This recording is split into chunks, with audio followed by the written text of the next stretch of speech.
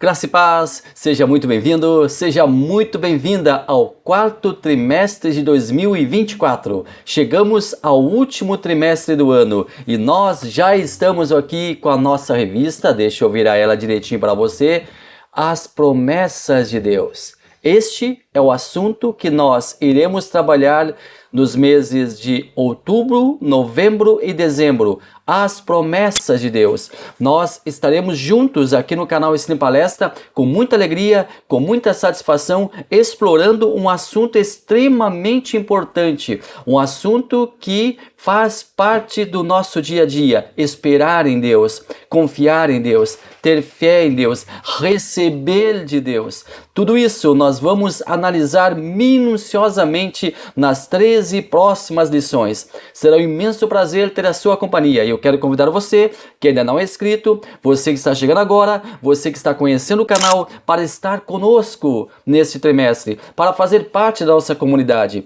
Você que já é inscrito e não recebe as notificações, desative o sininho e ative novamente o sininho para que você possa novamente receber as notificações. Se você gostar do vídeo, deixe seu like. Se você gostar do vídeo, inscreva-se no canal. Novamente eu peço aqui essa manifestação de apreço pela sua inscrição e também comente o que você pensa, o que você deseja, o que você quer, qual a sua expectativa para o quarto trimestre. Nós vamos agora conhecer as 13 lições, nós vamos conhecer agora uma por uma das 13 lições.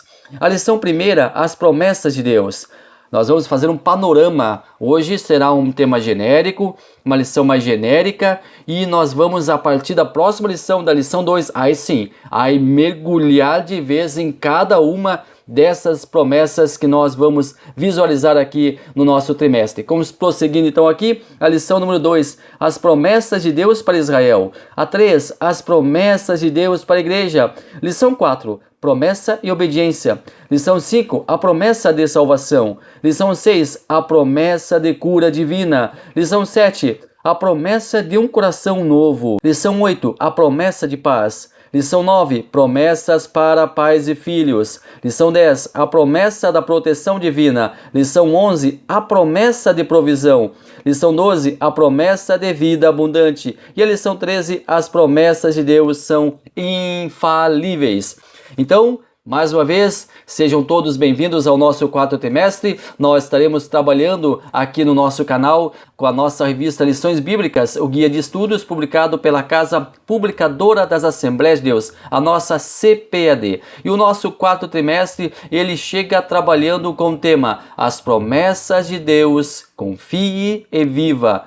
Olha só o subtítulo, confie e viva. Que tema maravilhoso! As promessas de Deus, confie e viva as bênçãos do Senhor, porque fiel é o que prometeu. E quem vai nos auxiliar, quem escreveu, quem comenta esse trimestre, quem vai nos fazer conhecer elas mais minuciosamente será o pastor Elinaldo Renovato de Lima. Pastor Elinaldo é um velho conhecido aqui no canal, é um velho conhecido aqui das nossas lições. Já tivemos excelentes lições comentadas por ele e ele está nos trazendo mais esse tema muito precioso. Bem-vindo, pastor Elinaldo, e muito obrigado por emprestar a sua sabedoria, por emprestar a sua unção para esse trimestre. Ele é comentarista das lições bíblicas, é escritor, bacharel em economia, mestre em administração, mestre em ciências, religião e autor também de algumas obras, Ética Cristã, Colossenses, Aprendendo Diariamente com Cristo, Os Perigos da Pós-Modernidade, todos eles editados pela CPAD. Vamos juntos então? Vamos inaugurar o nosso primeiro assunto, nós vamos inaugurar a nossa primeira aula aqui no nosso quarto trimestre de 2024.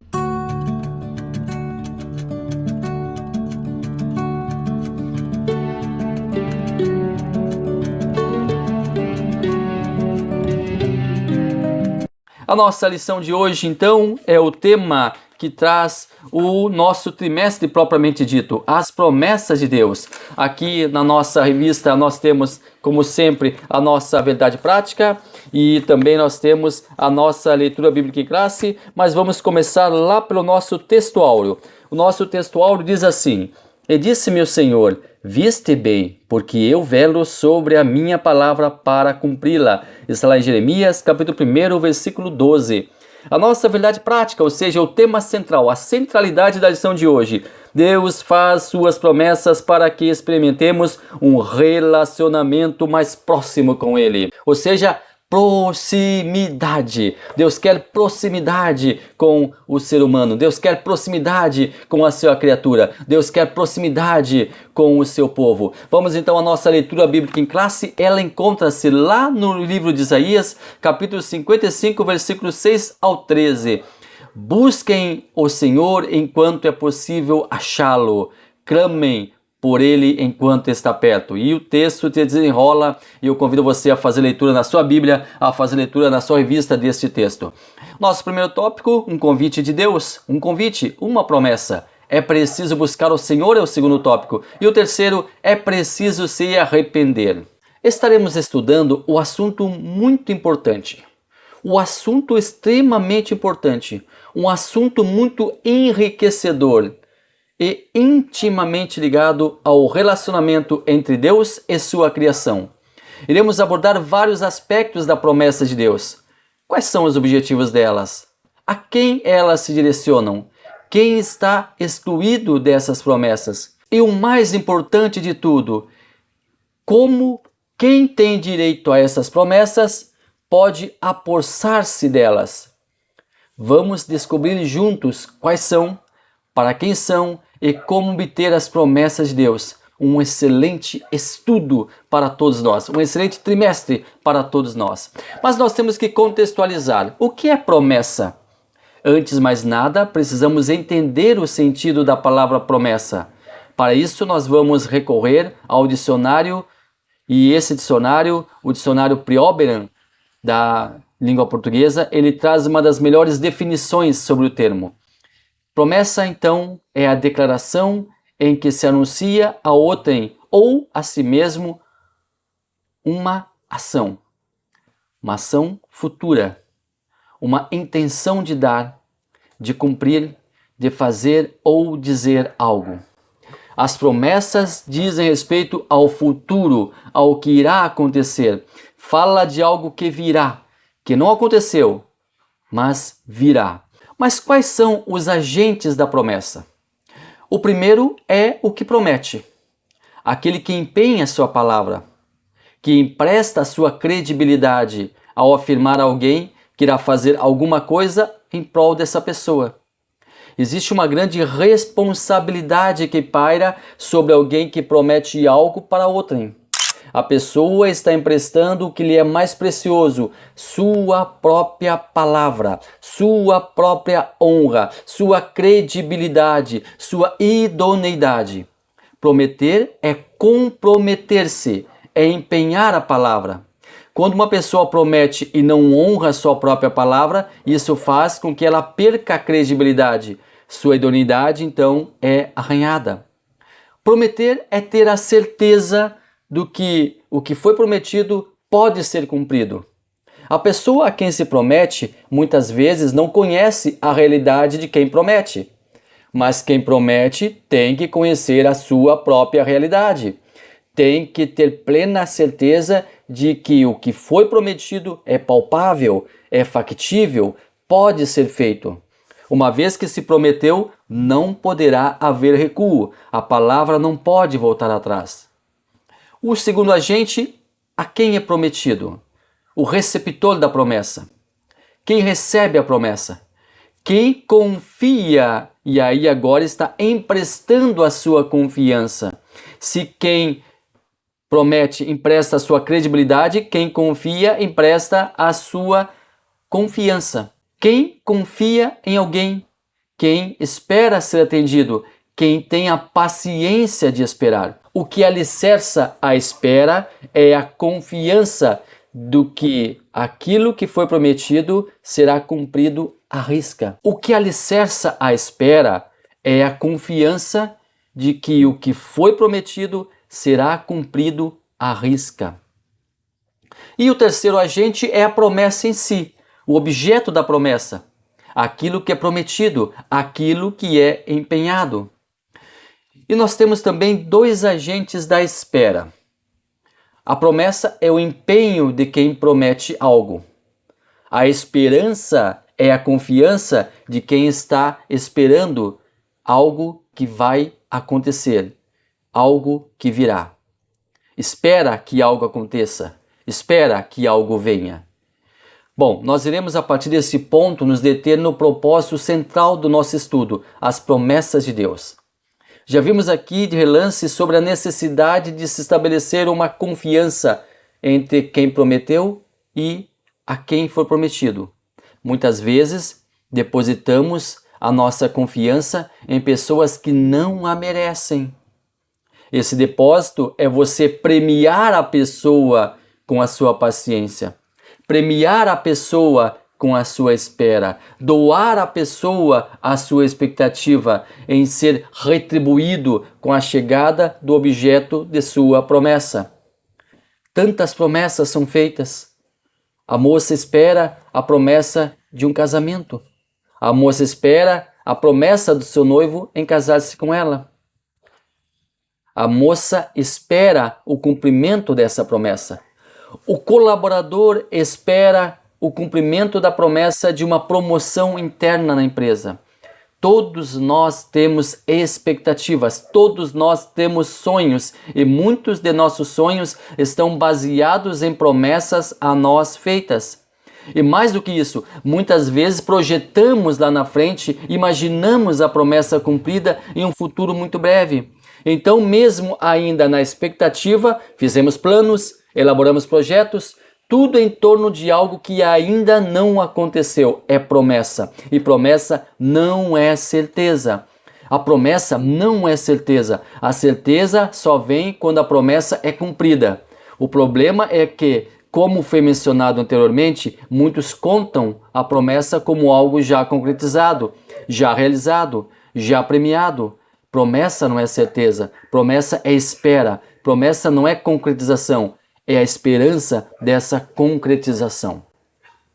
Nosso segundo tópico, as promessas e seus fundamentos. O primeiro, a promessa na Bíblia. Segundo, Deus é infalível. Terceiro, Deus zela por sua palavra. A relação de confiança nas promessas já iniciam seu desenvolvimento no âmbito familiar. Desde cedo a criança já ouve promessas da parte dos pais. Muitas delas não tão desejadas. Espera quando chegarmos em casa para ver o que te aguarda. Esta frase ainda hoje recebe uma grande adrenalina, reverbera na cabeça de muita gente. Ou então, se você passar de ano, vou te dar uma bicicleta no Natal. O que faz com que o aluno se esmere cada vez mais para passar de ano. Porém, é importante destacar que ambas promessas, a negativa e a positiva, devem ser cumpridas para que os pais não percam o respeito de seus filhos. Uma das piores coisas é um pai ou uma mãe sem palavras e sem crédito para com seus filhos. Quando a promessa é negativa, quando vai haver uma punição, e aqui eu não estou falando de bater, aqui eu não estou falando de uma punição de, por exemplo, colocar a criança no cantinho da reflexão, fazer a criança pensar um pouco, não é? Então tem muitas maneiras de fazer isso pedagogicamente, sem assustar, sem amedrontar, sem machucar a criança. Jamais, jamais isso deve acontecer. A criança deve ser tratada com muito respeito, mas ela precisa entender, ela precisa ter certeza que quando o seu pai diz não vai acontecer isso, isso não vai acontecer. Quando o seu pai diz, quando sua mãe diz, você vai ser punido por essa situação, deve haver essa punição, deve haver esse regramento. Por quê?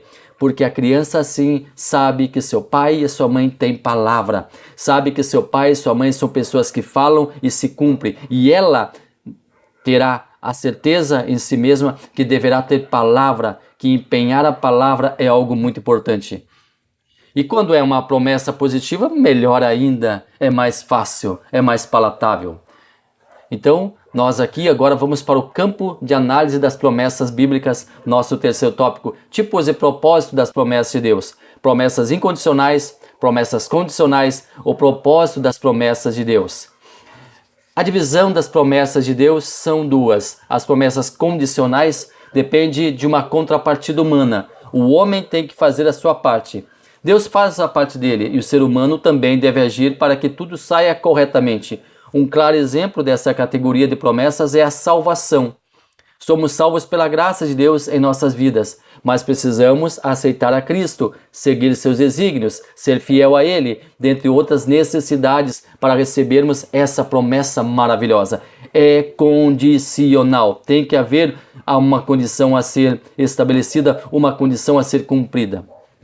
Já as promessas incondicionais são aquelas que não dependem da ação humana. Deus faz tudo. Um exemplo é a volta de Cristo.